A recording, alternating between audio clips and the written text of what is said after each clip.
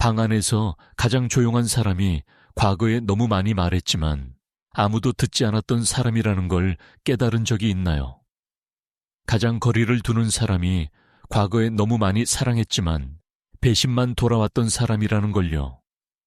그리고 가장 차갑게 보이는 사람이 실제로는 가장 따뜻한 마음을 가졌지만 보이지 않는 갑옷 뒤에 그것을 숨기는 법을 배운 사람이라는 걸요. 오늘 우리는 인간 심리에 대한 고통스럽지만 필요한 진실을 함께 탐구해 보겠습니다. 인생에서 너무 많은 고통을 견뎌낸 사람들의 이야기와 그 고통이 어떻게 그들이 주변 세상과 상호작용하는 방식을 완전히 바꿔놓았는지에 대한 이야기입니다. 지금 누군가를 떠올리고 있을지도 모르겠네요. 한때 가까웠지만 이제 거리를 두게 된 친구일 수도 있고요. 이해할 수 없을 정도로 전문적인 거리를 유지하는 동료일 수도 있습니다. 다가갈 수 없다고 느끼는 가족 구성원일 수도 있고요. 아니면 바로 당신 자신일 수도 있습니다. 칼 융은 우리 모두가 마음속에 깊은 상처를 안고 있으며 그 상처에 대처하는 방식이 우리가 어떤 사람이 될지를 결정한다고 말했습니다. 하지만 대부분의 사람들이 이해하지 못하는 것은 한 사람이 너무 많은 고통을 겪었을 때 그들은 단순히 슬프거나 화를 내는 것이 아니라는 점입니다. 대신 그들 자신조차 깨닫지 못할 정도로 정교하고 복잡한 자기 방어 메커니즘을 개발하게 됩니다. 그들은 숨기는 예술가가 됩니다. 마음이 산산조각 날 때도 미소 짓는 법을 배웁니다. 자신에 대해서는 절대 공유하지 않으면서 다른 사람들을 안부를 묻는데 능숙해집니다. 사람들로 가득 찬 방에 있어도 그 어느 때보다 외로움을 느낄 수 있습니다.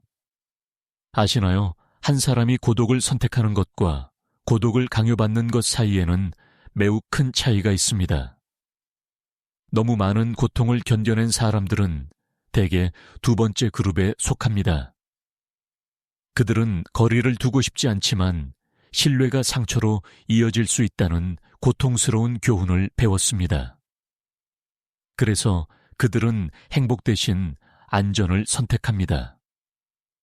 그리고 이것이 사회가 그들에 대해 흔히 오해하는 부분입니다. 사람들은 그들이 오만하거나 차갑거나 불친절하다고 생각합니다. 하지만 진실은 그들은 단지 남은 마음을 보호하고 있을 뿐입니다. 그들은 한때 완전히 마음을 열었고 절대적으로 신뢰했으며 무조건적으로 사랑했습니다. 그리고 거의 회복 불가능할 정도로 상처받았습니다. 융은 이 현상을 고통을 통한 개별화 과정이라고 불렀습니다. 우리가 깊은 상처를 경험할 때 우리의 정신은 자동으로 자신을 보호하는 메커니즘을 만들어냅니다. 그것은 정서적 벽을 쌓거나 사회적 가면을 만들거나 다른 사람을 초자연적으로 잘 읽는 능력을 개발하는 것일 수 있습니다. 하지만 거의 알려지지 않은 한 가지가 있습니다. 거리를 두고 차갑게 보이는 이 사람들이 실제로는 가장 강한 공감 능력을 가진 사람들이라는 것입니다. 그들은 단 한 번의 눈빛만으로도 다른 사람의 고통을 감지할 수 있습니다. 말하지 않은 것을 이해할 수 있습니다. 누군가가 내면에서는 무너지고 있으면서도 강한 척 가장하고 있을 때를 알아차릴 수 있습니다. 아이러니하게도 바로 이 과도한 공감 능력이 그들의 고통을 더욱 가중시켰습니다. 그들은 자신의 고통만 짊어지는 것이 아니라 주변 사람들의 고통까지 흡수합니다. 그리고 다른 사람들을 돕고 위로하고 치유하려고 노력할 때 그들은 더욱 지쳐갑니다. 그렇다면 한 사람이 받는 것 없이 너무 많이 주었을 때 무슨 일이 일어날까요? 너무 많이 사랑했지만 배신만 돌아왔을 때는요? 너무 많이 신뢰했지만 기만만 마주했을 때는요? 그들은 정서적으로 자급자족하는 법을 배웁니다. 누군가가 자신을 이해해 줄 것이라는 기대를 멈춥니다. 누군가가 자신이 다른 사람을 사랑하는 방식으로 자신을 사랑해 줄 것이라는 희망을 포기합니다. 안전하고 아무도 다시는 자신을 해칠 수 없는 자신만의 세계를 만듭니다. 하지만 바로 이때가 그들이 주변 사람들에게 가장 이해하기 어려운 존재가 되는 순간이기도 합니다. 외부에서 보기에는 그들이 모든 것을 극복한 것처럼 보이기 때문입니다. 강하고 독립적이며 아무도 필요하지 않은 것처럼 보입니다. 하지만 진실은 그것은 단지 겉껍질일 뿐입니다. 내면에서는 여전히 이해받고 사랑받고 받아들여지기를 갈망하는 인간입니다. 오늘 우리는 이 정서적 벽들의 각층을 함께 파헤쳐 보겠습니다. 왜 그들이 그렇게 행동하는지, 그들이 진정으로 무엇을 필요로 하는지, 그리고 가장 중요하게는 우리가 어떻게 그들을 도울 수 있는지, 또는 당신이 그들 중 한 명이라면 어떻게 치유의 여정을 시작할 수 있는지를 이해해 보겠습니다. 너무 많은 고통을 견뎌낸 사람들의 심리를 더 깊이 이해하기 위해서는 그들이 보여주는 특징적인 징후와 행동들을 살펴봐야 합니다. 이것들은 울거나 화를 내는 것과 같은 명백한 표현이 아니라 훨씬 더 미묘하고 깊은 신호들입니다. 첫 번째이자 아마도 가장 알아보기 쉬운 징후는 비정상적인 침묵입니다. 그들이 내향적인 사람이 되었다는 이야기가 아니라 말할 기회가 있어도 조용히 있는 방식을 말합니다. 문제를 잘 알고 있음에도 회의에서 의견을 내지 않을 수 있습니다. 친구들과의 모임에서도 대화에 참여하지 않고 듣기만 할 수 있습니다. 이는 할 말이 없어서가 아니라 자신의 말이 오해받거나 판단받거나 단순히 무시될 수 있다는 것을 배웠기 때문입니다. 융은 이 현상을 연구했고 의사소통에서 많은 상처를 경험한 사람이 의도적 침묵이라고 그가 부른 자기 방어 메커니즘을 개발한다는 것을 발견했습니다. 이것은 수동성이 아니라 자신을 보호하기 위한 적극적인 행동입니다. 그들은 설명하고 변명하고 다른 사람들이 자신을 이해하도록 노력하는 것에 너무 지쳤기 때문에 침묵을 선택합니다. 두 번째 징후는 극도로 예리한 관찰력입니다. 많은 고통을 견뎌낸 사람들은 놀라울 정도로 사람과 상황을 읽는 능력을 발달시킵니다. 몸짓 언어만으로도 누군가가 거짓말을 하고 있는지 알아차릴 수 있습니다. 다른 모든 사람들이 모든 것이 정상이라고 생각할 때도 공기 중의 긴장감을 감지할 수 있습니다. 그들은 항상 경계 상태에 있는 감정 레이더 같은 존재입니다. 이 능력은 생존에 필요해서 발달한 것입니다. 신뢰했던 사람들에게 상처받은 경험이 있을 때 뇌는 자동으로 조기 경보 시스템을 만들어냅니다. 위험 신호가 실제 위협이 되기 전에 인식하는 법을 배웁니다. 이것은 생존 기술이지만 진정으로 완전히 휴식을 취할 수 없기 때문에 끔찍한 부담이기도 합니다. 세 번째 징후는 거의 완벽한 수준의 감정 조절입니다. 나쁜 소식을 들어도 표정이 전혀 바뀌지 않을 수 있습니다. 누군가에게 깊이 상처받아도 겉으로는 침착함을 유지할 수 있습니다. 이것은 그들이 고통을 느끼지 않는다는 뜻이 아니라 감정의 외적 표현을 조절하는 법을 배웠다는 뜻입니다. 윤은 이것을 고통을 통해 강화된 페르소나 현상이라고 불렀습니다. 한 사람이 진정한 감정을 표현하는 것이 상처로 이어지는 상황을 너무 많이 경험하면 감정적 보호막을 만들어냅니다. 그들은 자신의 인생이라는 연극에서 재능 있는 배우가 되어 상황에 맞는 역할을 하는 법을 항상 알고 있습니다. 하지만 우리가 이해해야 할 것은 이런 조절이 엄청난 정신적 에너지를 요구한다는 점입니다. 자신의 모든 몸짓 표정말을 항상 의식해야 한다고 상상해 보세요. 그것은 아무도 급여를 주지 않는 풀타임 직업입니다. 바로 그래서 이 사람들은 하루에 특별한 일을 하지 않았어도 지쳐 있다고 느끼는 경우가 많습니다. 네 번째 징후는 극도의 독립성입니다. 그들은 아무리 작은 일이라도 다른 사람에게 의존하고 싶어 하지 않습니다. 모든 것을 스스로 하고, 모든 문제를 스스로 해결하고, 모든 상처를 스스로 치유하는 법을 배웁니다. 이것은 오만하거나 과시하려는 것이 아니라 다른 사람에게 의존하는 것이 실망과 상처로 이어질 수 있다는 값비싼 교훈을 배웠기 때문입니다. 이런 독립성은 외부에서 보기에 매우 인상적일 수 있습니다. 사람들은 종종 그들을 강하고 자주적이며 누구도 필요로 하지 않는다고 칭찬합니다. 하지만 진실은 그것은 선택이 아니라 강요된 것입니다.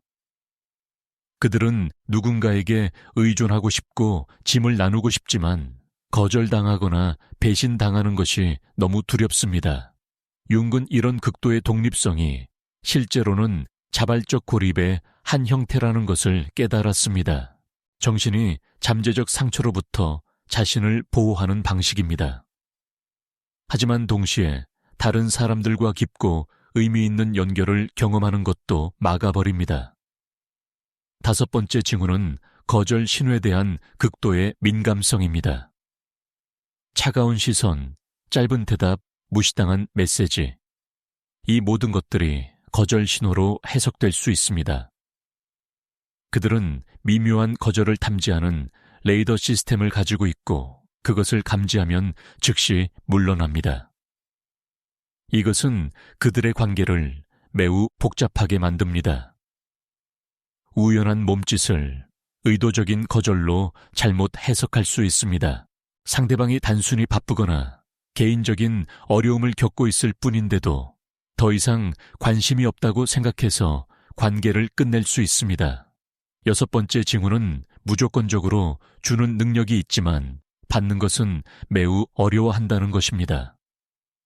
친구의 고민을 밤새 들어줄 수 있고 누군가를 돕기 위해 중요한 일을 포기할 수 있으며 아무것도 기대하지 않고 자신이 가진 것을 나눌 수 있습니다. 하지만 누군가가 그들에게 같은 것을 해주려고 할 때는 받아들이기 매우 어려워합니다. 이것은 관계에서 불균형을 만듭니다. 다른 사람들은 그들의 친절에 어떻게 보답해야 할지 몰라 무력감을 느낄 수 있습니다. 그리고 그들 자신도 항상 주는 위치에 있고 받는 위치에는 절대 있지 않기 때문에 외로움을 느낍니다. 융은 이것이 받는 것에 비해 너무 많이 주었던 경험의 결과라고 설명했습니다.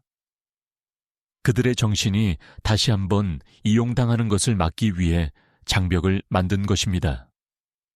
하지만 동시에 이 장벽은 다른 사람들로부터 진정한 관심을 받는 것도 막아버립니다. 일곱 번째 징후는 정서적 친밀감에 대한 깊은 두려움입니다. 많은 지인을 가질 수 있고 평범한 사교적 관계를 유지할 수 있지만 누군가가 진정으로 자신의 마음에 가까이 오도록 허용하는 일은 매우 드뭅니다. 가장 사랑하는 사람들과도 안전한 거리를 유지합니다. 이것은 그들이 가까운 관계를 원하지 않는다는 뜻이 아닙니다. 오히려 누구보다도 그것을 갈망합니다. 하지만 다시 상처받을 것에 대한 두려움이 사랑받고 싶은 갈망보다 강합니다. 그래서 그들은 행복 대신 안전을 위험 대신 외로움을 선택합니다. 이제 이런 사람들이 고통에 대처하기 위해 발달시키는 복잡한 심리적 메커니즘들을 더 자세히 살펴보겠습니다. 이런 메커니즘들을 이해하면 그들에 대해 더 공감적이고 정확한 시각을 가질 수 있을 것입니다. 첫 번째 메커니즘은 보이지 않는 정서적 벽을 만드는 것입니다.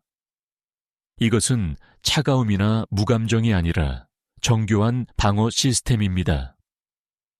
관계를 유지하기에는 충분하지만 상처받기에는 너무 많지 않을 정도로 공유하는 법을 배웁니다. 자신에게서 벗어나 대화를 돌리는 전문가가 됩니다. 누군가가 어떻게 느끼는지 물으면 괜찮다고 일반적으로 대답하거나 빠르게 상대방에 대해 되묻습니다. 그날 있었던 사건에 대해서는 말하지만 그 사건에 대한 자신의 진정한 감정은 드러내지 않습니다. 진정으로 공유하지 않으면서 공유하는 예술가가 됩니다. 융은 이것을 통제된 심리적 해리의 한 형태로 묘사했습니다. 세상이 보는 외적인 자아와 진정한 내적 자아를 분리시킵니다. 이것은 자아의 핵심 부분을 잠재적 상처로부터 보호하는 방법입니다. 두 번째 메커니즘은 자신의 고통에서 주의를 돌리는 방법으로 과도한 공감 능력을 발달시키는 것입니다. 다른 사람의 감정에 극도로 민감해져서 상대방이 숨기려고 해도 슬픔, 불안, 분노를 감지할 수 있습니다. 이것은 선물처럼 들릴 수 있지만 실제로는 끔찍한 부담입니다. 자신의 감정뿐만 아니라 주변 사람들의 감정까지 흡수해야 합니다. 항상 환경의 부정적 에너지에 젖어 있는 감정 스펀지 같은 존재입니다. 융은 이것이 교묘한 방어 메커니즘이라는 것을 깨달았습니다. 다른 사람의 고통에 집중함으로써 자신의 고통을 일시적으로 잊을 수 있습니다. 자신을 치유하는 방법으로 다른 사람들을 치유하는 사람이 되지만 이것을 깨닫지 못합니다. 세 번째 메커니즘은 신뢰를 위협으로 전환시키는 것입니다. 과거에는 절대적으로 신뢰하는 사람이었을 수 있습니다. 하지만 여러 번 배신당한 후 모든 선한 행동을 의심스럽게 보는 내부 경보 시스템을 발달시킵니다. 누군가가 그들에게 잘해주면 행복해하는 대신 그 사람이 자신에게서 무엇을 원하는지 궁금해합니다. 누군가가 관심을 보이면 나중에 자신을 이용하기 위한 전략인지 의문을 가집니다. 모든 선한 행동 뒤에 숨겨진 동기를 찾는 심리 탐정이 됩니다. 이것은 그들과 관계를 구축하는 것을 극도로 어렵게 만듭니다. 그들에게 잘해주려고 노력할수록 더 의심하기 때문입니다. 진정한 관심을 보일수록 더 경계합니다. 양쪽 모두 무력감을 느끼는 악순환입니다. 네 번째 메커니즘은 윤기 한 발이 이미 문 밖에 나가 있는 사랑이라고 부른 현상입니다. 깊이 사랑할 수 있고 진심으로 관심을 가질 수 있지만 그들의 일부는 상황이 너무 어려워지면 떠날 준비가 항상 되어 있습니다. 이것은 그들이 헌신하지 않거나 충실하지 않다는 뜻이 아닙니다. 그것은 빠져나올 수 없는 상황에 절대 갇히지 않도록 보장하는 자기 방어 메커니즘입니다. 항상 감정적 출구 자신을 보호하기 위한 비상계획을 유지합니다. 다섯 번째 메커니즘은 다른 사람들을 위한 무의식적 시험을 만드는 것입니다. 다른 사람이 정말로 자신에게 관심이 있는지 접근하기 어렵게 만들거나 차갑게 굴거나 심지어 약간 공격적으로 행동함으로써 무의식적으로 테스트할 수 있습니다.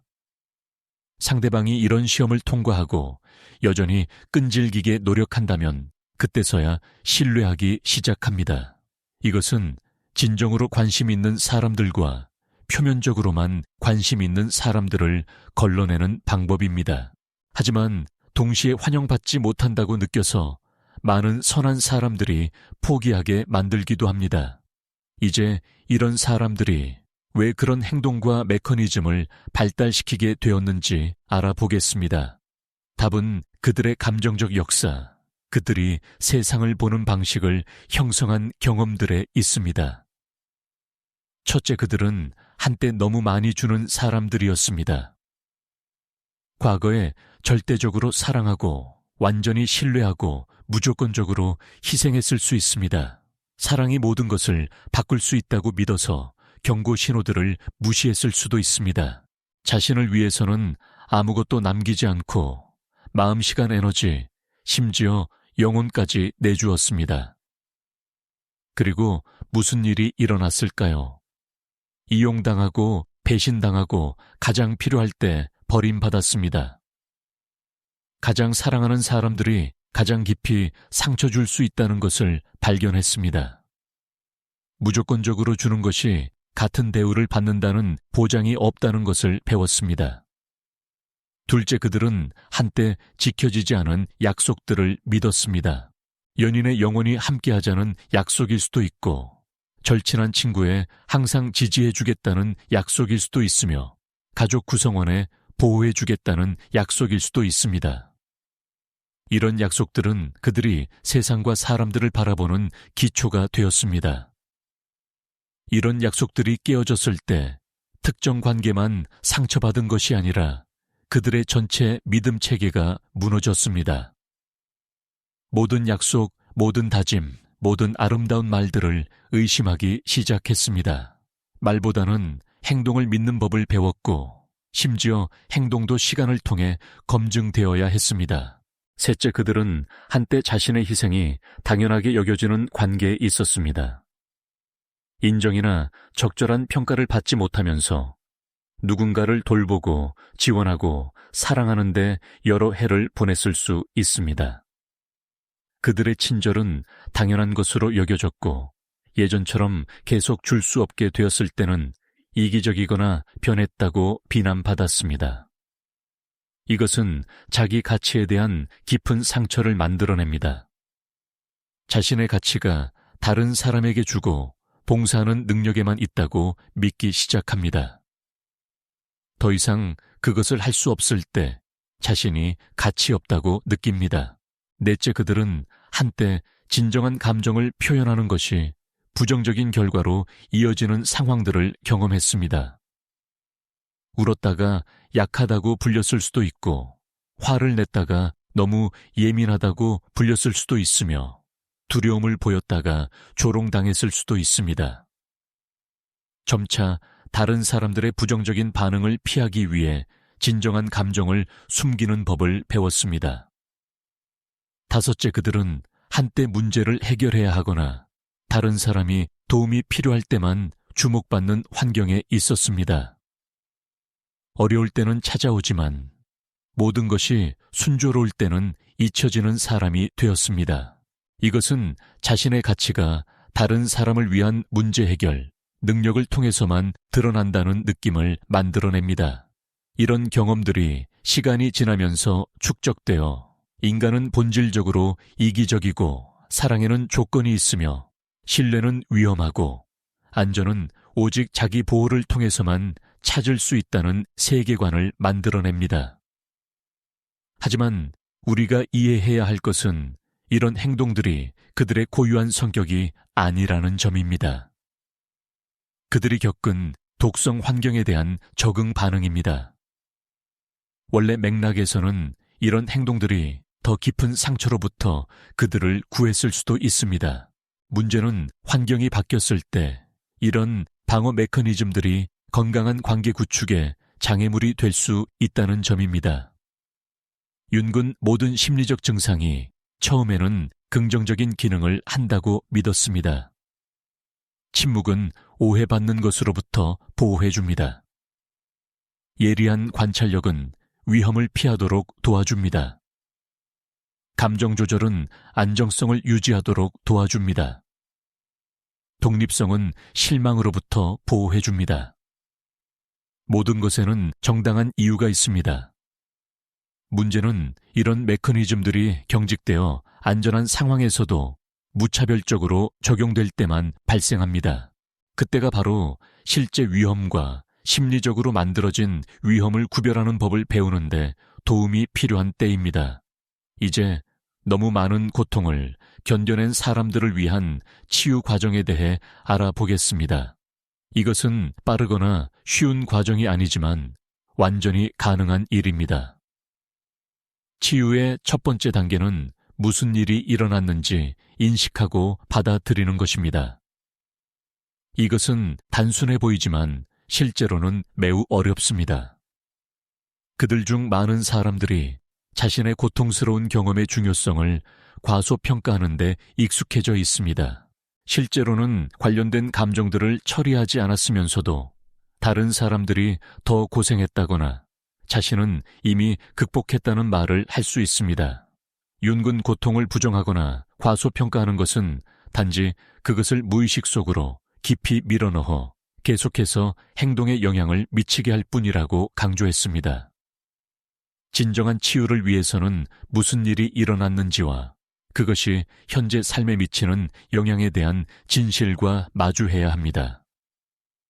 두 번째 단계는 과거와 현재를 구별하는 법을 배우는 것입니다. 현재에서의 그들의 많은 반응들은 실제로는 과거 상황에 대한 반응입니다.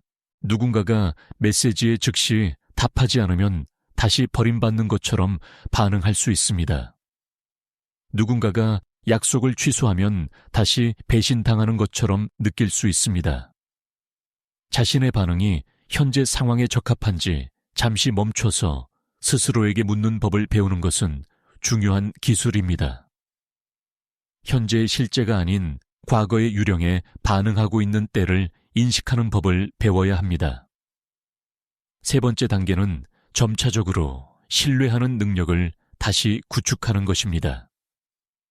이것은 모든 사람을 믿거나 맹목적으로 신뢰한다는 뜻이 아닙니다. 선택적이고 점진적으로 신뢰하는 법을 배우는 것입니다. 작은 위험부터 시작해서 행동을 통해 신뢰성을 증명한 사람들과 함께요. 윤근 신뢰가 기술로서 구축되어야 한다고 제안했습니다. 운전을 배우는 것과 같아서 처음에는 모든 것이 위험하고 어렵게 느껴지지만 시간과 연습을 통해 더 자연스러워집니다. 네 번째 단계는 주기만 하는 것이 아니라 받는 법을 배우는 것입니다. 이것은 취약성을 받아들여야 하기 때문에 가장 어려운 단계 중 하나일 수 있습니다.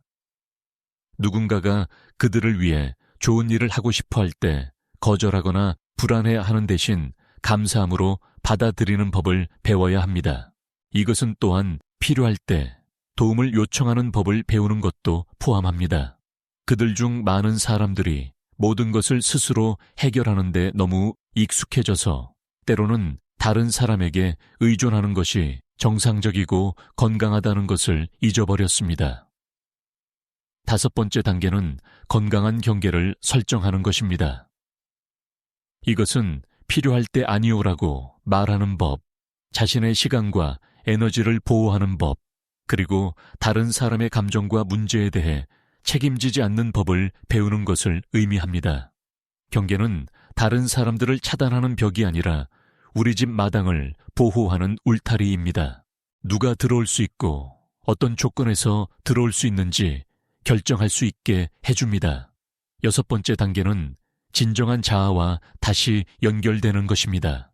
여러 해 동안 가면을 쓰고 진정한 감정을 숨긴 후 그들 중 많은 사람들이 자신과의 연결을 잃었습니다. 진정으로 무엇을 느끼는지, 진정으로 무엇을 원하는지, 그리고 진정으로 무엇이 중요한지 다시 발견하는 시간이 필요합니다. 이것은 일기 쓰기 명상 또는 단순히 혼자 시간을 보내며 성찰하는 것을 포함할 수 있습니다. 목표는 진정한 내면의 목소리와의 관계를 재설정하는 것입니다. 일곱 번째 단계는 자기 사랑을 실천하는 것입니다. 그들 중 많은 사람들이 항상 비판하고 자신을 탓하는 매우 가혹한 내면의 목소리를 가지고 있습니다. 가까운 친구를 대하는 것처럼 자신을 대하는 법을 배워야 합니다. 이것은 과거의 실수를 용서하고 결점을 받아들이고 자신에게 격려의 말을 하는 법을 배우는 것을 포함합니다. 자기 사랑은 이기적이거나 오만한 것이 아니라 다른 사람들을 건강하게 사랑할 수 있는 기초입니다. 마지막 단계는 점차적으로 마음을 열어 새로운 관계를 구축하거나 기존 관계를 개선하는 것입니다. 이것은 인내와 용기를 요구합니다. 실망스러운 순간들이 있을 것이라고 정신적으로 준비해야 하지만 그것이 모든 사람이 같다는 뜻은 아닙니다. 융은 다른 사람들과 의미 있는 연결을 만드는 능력이 인간 본성의 기본적인 부분이라고 믿었습니다. 이것을 완전히 거부하는 것은 결국 정신적 메마름으로 이어질 것입니다. 이 치유 과정은 직선적으로 진행되지 않습니다. 좋은 날과 나쁜 날, 앞으로 나아가는 걸음과 뒤로 물러서는 걸음이 있을 것입니다. 중요한 것은 이것이 정상적이고 필요한 과정이라는 것을 이해하는 것입니다. 이제 이 과정을 겪고 있는 사람들을 어떻게 지원할 수 있는지 알아보겠습니다. 만약 당신의 삶에 깊은 정서적 상처를 안고 있다고 의심되는 누군가가 있다면 그들을 도울 수 있는 구체적인 방법들이 있습니다. 먼저 인내와 이해를 실천하세요. 그들이 준비되기 전에 마음을 열거나 공유하도록 강요하려고 하지 마세요. 강압은 그들을 더 깊이 자신의 껍질 속으로 물러나게 만들 뿐입니다. 대신 그들이 원할 때 판단받지 않고 공유할 수 있다는 것을 아는 안전한 공간을 만드세요. 둘째 큰 말보다는 작은 행동에 주의를 기울이세요. 이런 사람들은 보통 말은 의심하지만 행동은 믿습니다. 그들에게 중요한 것을 기억하거나 약속했을 때 나타나는 것과 같은 작은 몸짓이 우정이나 사랑에 대한 큰 선언보다 더 큰 의미를 가질 수 있습니다. 셋째, 그들을 고치려고 하지 마세요. 많은 사람들이 선의로 요청받지 않은 조언이나 해결책을 제공하려고 합니다. 이것은 당신이 그들을 고장났고 수리가 필요하다고 생각한다고 느끼게 할 수 있습니다. 대신 단순히 존재하고 들어주세요. 넷째, 그들의 경계를 존중하세요. 초대나 요청에 아니오라고 하면 설득하려고 하거나 죄책감을 느끼게 하지 마세요. 받아들이고 다른 때에 다른 초대를 해주세요. 다섯째, 진전이 매우 느리고 명확하지 않을 수 있다는 것을 인식하세요. 그들이 신뢰하고 마음을 열기 시작하는데 몇 달 또는 심지어 몇 년이 걸릴 수 있습니다. 즉각적인 변화를 보지 못해도 낙심하지 마세요. 여섯째, 이 과정에서 자신을 돌보세요. 치유하고 있는 누군가를 지원하는 것은 매우 에너지 소모적일 수 있습니다. 지치지 않도록 필요한 지원과 돌봄을 받고 있는지 확인하세요. 마지막으로 구원받기를 원하지 않는 사람을 구할 수는 없다는 것을 기억하세요. 당신은 유리한 조건만 만들어주고 그들이 치유의 길을 선택하기를 희망할 수 있을 뿐입니다. 우리가 이해해야 할 또 다른 중요한 점은 이런 상처를 만들고 유지하는 데 있어서 사회의 역할입니다. 우리는 종종 사람들이 고통을 숨기고 겉으로는 강함을 보이도록 격려하는 사회에 살고 있습니다. 강해져라, 너무 예민하지 마라, 극복해라 같은 문구들이 내면의 고통과 씨름하고 있는 사람들을 의도치 않게 상처 줄 수 있습니다. 우리는 진정한 감정을 표현하고 도움을 구하는 것이 약함이 아니라 강함의 표시로 여겨지는 문화를 만들어야 합니다. 판단하지 않고 듣는 법을 배우고 모든 사람이 공유할 수 있는 안전한 공간을 만들어야 합니다. 이것은 체면과 사회적 조화의 개념이 개인적 고통을 숨기는 것을 의도치 않게 격려할 수 있는 한국 문화의 맥락에서 특히 중요합니다. 이런 가치들이 긍정적인 측면을 가지고 있지만 우리는 또한 감정적 진실과 취약성을 위한 공간도 만들어야 합니다. 윤근 치유 과정이 개인적인 일일 뿐만 아니라 집단적 책임이기도 하다고 믿었습니다. 우리가 이해하고 지지하는 공동체를 만들 때 모든 사람이 치유하고 성장할 수 있는 조건을 만들고 있는 것입니다. 마지막으로 많은 고통을 견뎌낸 사람들이 사회가 매우 필요로 하는 귀중한 자질들을 가지고 있다는 것을 기억해야 합니다. 그들은 깊은 공감 능력, 인간의 고통에 대한 이해, 그리고 사람의 성격을 정확하게 평가하는 능력을 가지고 있습니다. 그들이 치유될 때 다른 사람들을 위한 훌륭한 치유자가 될 수 있습니다. 그들은 진정한 강함이 절대 넘어지지 않는 것이 아니라 넘어진 후 일어서는 법을 배우는 것이라는 것을 이해합니다. 진정한 사랑에는 용기와 취약성이 필요하다는 것을 알고 있습니다. 가면과 거짓으로 가득한 세상에서 진실함과 진정성의 가치를 이해합니다. 따라서 이런 사람들을 동정받아야 할 피해자로 보는 대신 회복 과정에 있는 전사들, 강함과 회복력, 그리고 진정한 사랑에 대해 우리에게 많은 것을 가르칠 수 있는 사람들로 봐야 합니다. 치유의 여정은 과거를 잊거나 완전히 다른 사람이 되는 것이 아닙니다. 고통스러운 경험들을 의미 있는 방식으로 인생 이야기에 통합하고 자신과 다른 사람들을 더 건강하게 사랑하는 법을 배우고 겪은 일들에서 목적과 의미를 찾는 것입니다. 윤근 가장 깊은 상처가 종종 가장 깊은 치유로 이어지며 가장 어둠을 경험한 사람들이 세상에 가장 강한 빛을 가져올 수 있는 능력을 가지고 있다고 믿었습니다. 중요한 것은 우리가 이 과정에 인내심을 갖고 인간 영혼의 자연스러운 치유 능력을 신뢰하는 것입니다. 하지만 여기서 우리가 더 깊이 탐구해야 할 것이 있습니다. 바로 이런 사람들이 보여주는 독특한 사랑의 방식과 그들만의 치유 언어에 대한 이해입니다. 많은 고통을 겪은 사람들은 사랑을 표현하고 받아들이는 방식이 일반적인 사람들과 매우 다릅니다. 그들의 사랑은 시끄럽지 않습니다. 큰 선언이나 화려한 몸짓으로 표현되지 않습니다. 대신 조용한 존재감으로 나타납니다. 당신이 힘들 때 말없이 곁에 있어주는 것, 당신이 필요한 것을 미리 알아차리고 준비해두는 것, 당신의 작은 변화도 놓치지 않고 알아주는 것. 이것이 상처받은 마음이 사랑하는 방식입니다. 그들은 사랑을 증명하려고 하지 않습니다. 이미 충분히 증명했다가 배신당한 경험이 있기 때문입니다. 대신 그들은 사랑을 살아갑니다. 매일의 작은 행동들로 일관성 있는 관심으로 변하지 않는 신뢰성으로 말입니다. 이런 사랑의 방식을 이해하지 못하는 사람들은 종종 그들을 차갑다거나 감정이 없다고 오해합니다. 하지만 사실 그들의 사랑은 가장 순수하고 깊은 형태입니다. 조건이 없고 기대가 없으며 오직 상대방의 행복만을 바라는 사랑입니다. 또한 우리가 주목해야 할 것은 이들의 특별한 직감력입니다.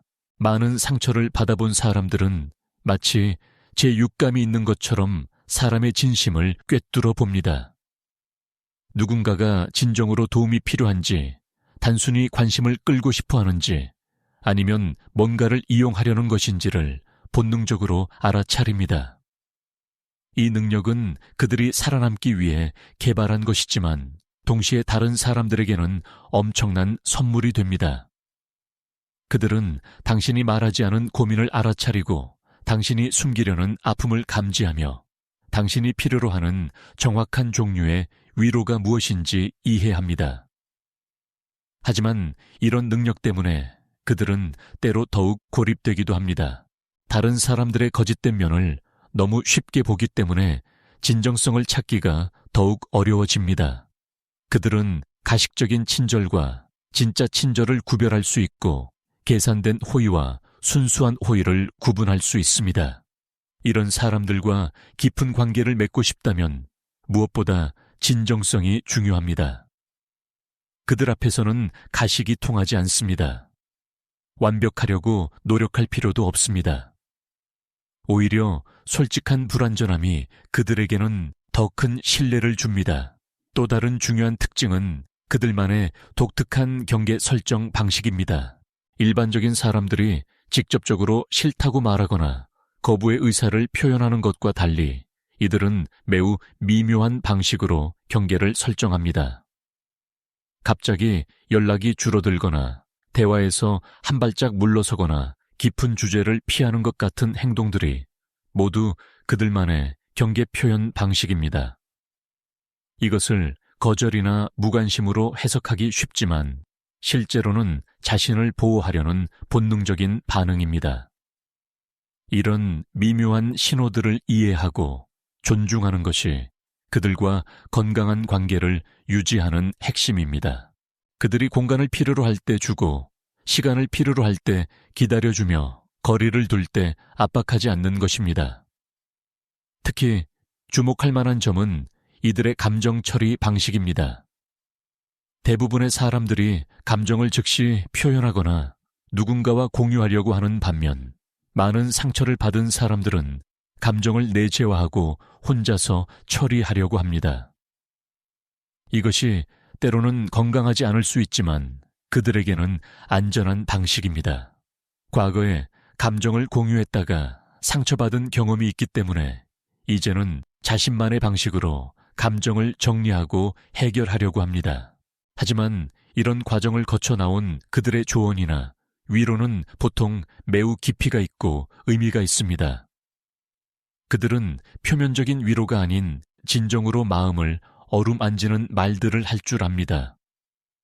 왜냐하면 그들 자신이 그런 위로가 정말 필요했던 시기를 거쳤기 때문입니다. 이들에게는 또 다른 특별한 능력이 있습니다. 바로 침묵의 힘을 아는 것입니다. 때로는 말보다 함께 있어주는 것이 더 큰 위로가 된다라는 것을, 때로는 조언보다 그냥 들어주는 것이 더 필요하다는 것을 본능적으로 압니다. 그들과 함께 있으면 말을 많이 하지 않아도 편안함을 느낄 수 있습니다. 그들은 침묵을 어색해하지 않고 오히려 그 안에서 평화를 찾습니다. 이런 능력은 현대 사회에서 점점 더 귀중해지고 있습니다. 많은 고통을 겪은 사람들의 또 다른 특징은 변화에 대한 독특한 관점입니다. 그들은 인생이 예측할 수 없고 때로는 잔인할 수 있다는 것을 알고 있기 때문에 좋은 순간들을 더욱 깊이 감사할 줄 압니다. 작은 행복에도 큰 의미를 찾고 평범한 일상에서도 감사할 거리를 발견합니다. 그들에게는 따뜻한 차 한 잔, 조용한 아침, 신뢰할 수 있는 사람과의 대화가 모두 소중한 선물입니다. 동시에 그들은 변화와 상실에 대해서도 남다른 수용력을 보입니다. 이미 많은 것을 잃어본 경험이 있기 때문에 새로운 상실이 와도 그것을 받아들이고 적응하는 능력이 뛰어납니다. 이런 사람들과의 관계에서 가장 아름다운 순간들은 그들이 마침내 마음을 열기 시작할 때입니다. 그것은 갑작스럽게 일어나지 않습니다. 대신 조금씩 천천히 마치 얼음이 녹듯이 일어납니다. 처음에는 작은 농담을 하거나 개인적인 취향을 공유하는 것으로 시작될 수 있습니다. 그 다음에는 과거의 즐거웠던 기억들을 이야기하거나 현재의 작은 고민들을 털어놓을 수 있습니다. 그리고 시간이 더 지나면 깊은 상처와 두려움까지도 조금씩 나누게 됩니다. 이 과정에서 가장 중요한 것은 성급하게 서두르지 않는 것입니다. 그들의 속도에 맞춰주고 그들이 편안하게 느끼는 수준에서 관계를 발전시켜 나가는 것입니다. 때로는 몇 걸음 앞으로 나아갔다가 다시 몇 걸음 뒤로 물러서는 것처럼 보일 수도 있습니다. 이것은 정상적인 과정입니다. 그들의 마음이 아직 완전히 안전하다고 느끼지 못하기 때문입니다. 하지만 일단 그들이 진정으로 마음을 열고 신뢰하게 되면 그들의 충성심과 헌신은 매우 깊고 지속적입니다. 그들은 쉽게 사람을 믿지 않지만 한번 믿게 되면 그 신뢰는 거의 흔들리지 않습니다. 이런 사람들에게 있어 치유는 단순히 과거의 상처를 잊는 것이 아닙니다. 오히려 그 상처들을 자신의 일부로 받아들이고 그것들로부터 배운 교훈들을 현재의 삶에 지혜롭게 적용하는 것입니다. 그들은 상처를 숨기려고 하지 않습니다. 대신 그 상처들이 자신을 더 강하고 더 지혜롭고 더 공감 능력이 뛰어난 사람으로 만들었다는 것을 인정합니다. 이런 관점의 전환이 진정한 치유의 시작입니다. 마지막으로 우리 모두가 기억해야 할 것은 이런 사람들이 우리 사회에 얼마나 소중한 존재인지입니다. 그들의 깊은 이해력, 진정성에 대한 갈증, 그리고 진짜 의미 있는 연결에 대한 추구는 점점 더 표면적이 되어가는 현대 사회에 꼭 필요한 가치들입니다. 그들은 우리에게 천천히 사는 것의 가치를, 깊이 있는 관계의 중요성을, 그리고 진정한 자기 자신으로 사는 것의 용기를 가르쳐 줍니다. 그들의 존재 자체가 이 세상을 더 따뜻하고 진실한 곳으로 만들어 줍니다.